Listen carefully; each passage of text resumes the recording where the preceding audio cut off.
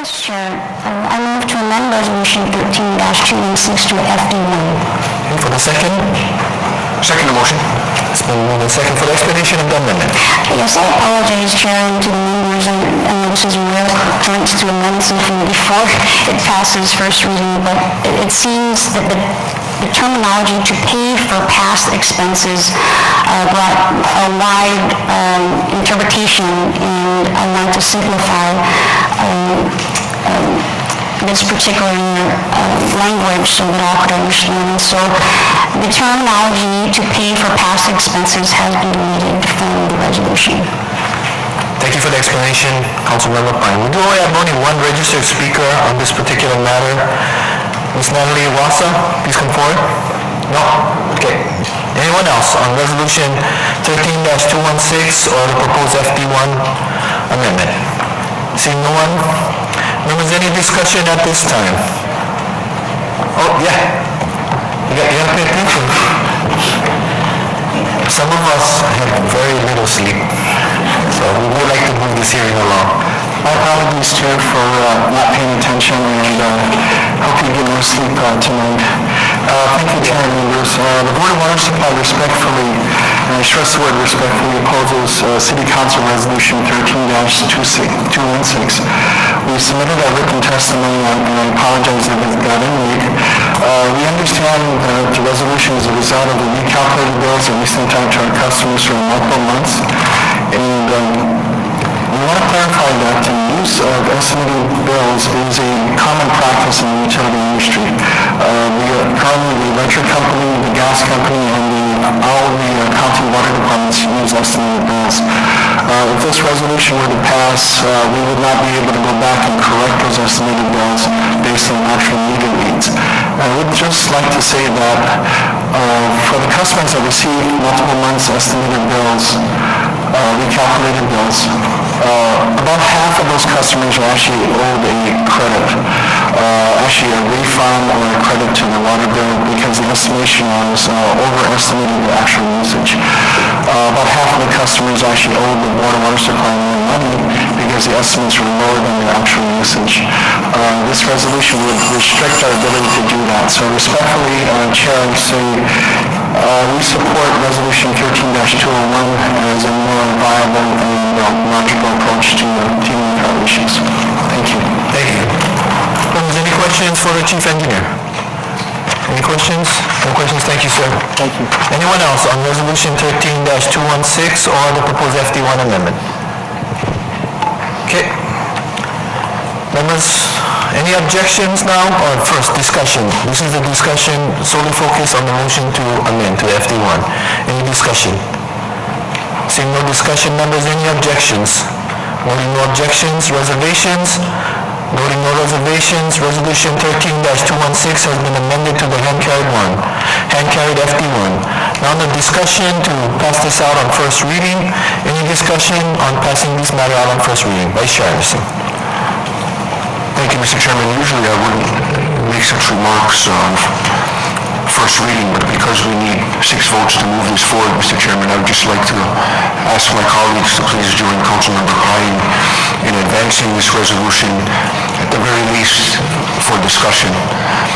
Many of our constituents, Mr. Chairman, as you know, have contacted your office as well as the other 8 of us sitting on this floor here. And I think we have a duty to the people who elected us, who are also the ratepayers of the Board of Water Supply, to have meaningful discussion with them, the ratepayers, and the board as to how we can fix the occurrences that have been going on at the Board of Water Supply. We may not be in agreement as to how we get to that place to fix these certain issues, but I think we are in agreement, Mr. Chairman, even with the Board of Water Supply, that these issues do need to be remedied. And I look forward to a full discussion on this resolution, and I'd like to thank the Board of Water Supply Chief Engineer for being here this morning to share his concerns. I do look forward to a meaningful dialogue with him and with his staff. Thank you. Thank you. Any further discussion? Councilmember Pine. Thank you, Chair. I just wanted to explain my intent behind this resolution. we had heard the varying different problems that have related to the Board of Water Supply in this past year, mostly because we've had more feedback from our constituents than we have in the history, I think, of many of us being elected officials. And I commend Councilmember Miller, who proposed an audit of the Board of Water Supply, which I fully support. I think an audit of any government organization helps us to be better and do a better job for the people. However, throughout our discussions of the varying problems that have occurred within the Board of Water Supply, there was one matter that I could not accept in terms of the explanation from the Board of Water Supply, and hopefully we can find a way to solve this, and that is many of my constituents have been backlogged for 6 months. I represent the Leeward Coast, where we have a lower average income than the rest of the island. And can you imagine a family that sits down every day to go over their income and expenses and are living paycheck to paycheck every month? And have been given stories from families where they're backbilled 6 months where they have to owe $1,000, and they are told that because they underestimated their bill, Board of Water Supply underestimated their bill, that if they don't pay this money, that they're going to have their water disconnected. Just as a leader and as a human being, I find this fundamentally wrong. Whether this is a practice in the industry or not, there are many businesses throughout the nation. Some months they lose money and some months they make money. But they average it out and they calculate, understanding that certain estimations are made, and they calculate bills accordingly, because I believe it's our fundamental obligation to ensure that families can at least plan. And so really that's what this is all about. This is a long way to go, but I think the discussion that will come out of it will be very good. Thank you, Chair. Thank you. Thank you, Councilmember Pine. Senator Honolulu. Thank you, Mr. Chair. I do have significant concerns with this resolution.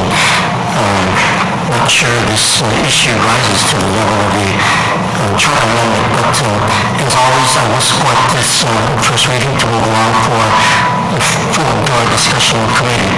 And I think in past discussions with the Board of Water Supply, they have worked with these people who have had these significant back billings to some agreeable solutions. So I think we can hear more about those situations in committee. Thank you. Thank you, Leader. Any further discussion, members?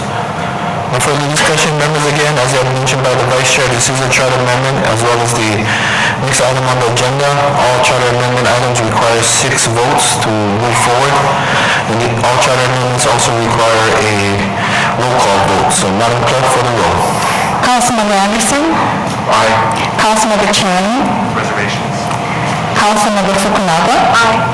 Councilmember Honolulu? Reservations. Councilmember Kobayashi? Aye.